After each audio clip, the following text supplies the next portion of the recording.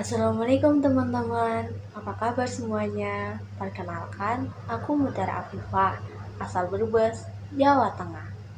Nah, aku ini anak bungsu dari dua bersaudara. Mungkin karena anak bungsu, aku sering banget dipandang sebagai anak yang manja. Tapi, aku punya cerita di balik itu semua. Nah, sejak kecil, aku emang dikenal cengeng dan gak bisa terlalu mandiri. Orang tuaku juga sangat protektif.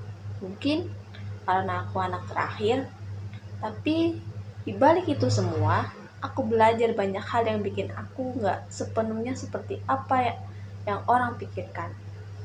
Nah, ngomong-ngomong soal jadi anak bungsu, meskipun sering dibilang sebagai anak yang manja, aku sebenarnya punya kebiasaan yang mungkin gak semua orang tahu tentang aku.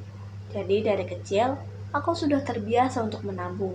Aku suka banget ngumpulin uang sedikit demi sedikit buat beli barang yang aku mau.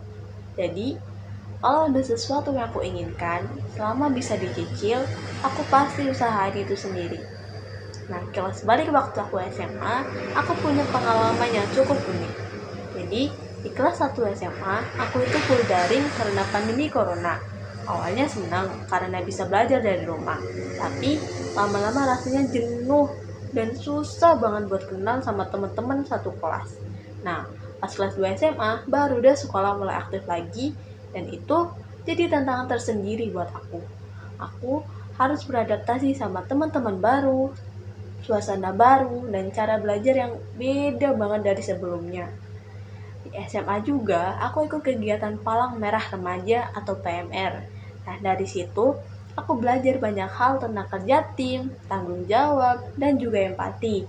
Walaupun awalnya aku ragu-ragu untuk ikut suatu organisasi, tapi ternyata pengalaman ini ngebantu aku banget buat lebih percaya diri.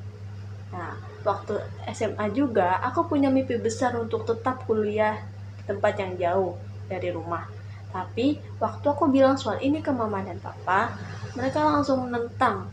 Bahkan, keluarga besar juga ikut-ikutan bilang, ngapain kuliah jauh-jauh?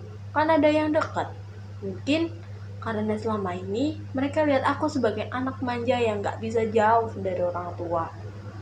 Nah, teman-teman, gak cuma itu, pemilihan program studi juga jadi masalah.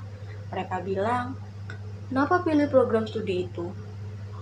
Buat apa? Kenapa nggak pilih yang ini aja? Semua pertanyaan itu bikin aku sempet ragu sama diri sendiri.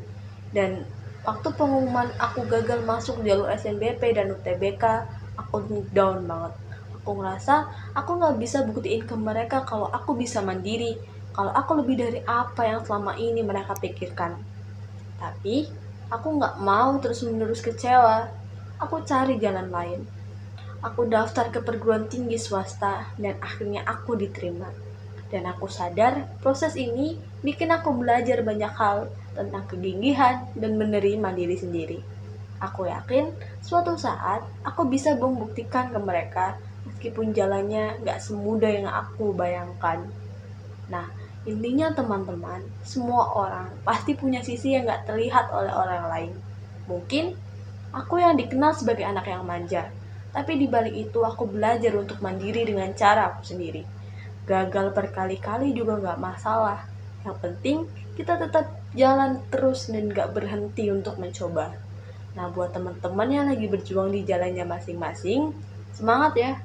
Kalian gak sendirian kok. Nah, sekian, terima kasih udah dengerin ceritaku. Semoga ini bisa jadi inspirasi atau setidaknya bikin kalian ngerasa lebih semangat. Nah, jangan lupa untuk selalu bersyukur dan percaya pada prosesnya. Sampai jumpa teman-teman. Assalamualaikum warahmatullahi wabarakatuh.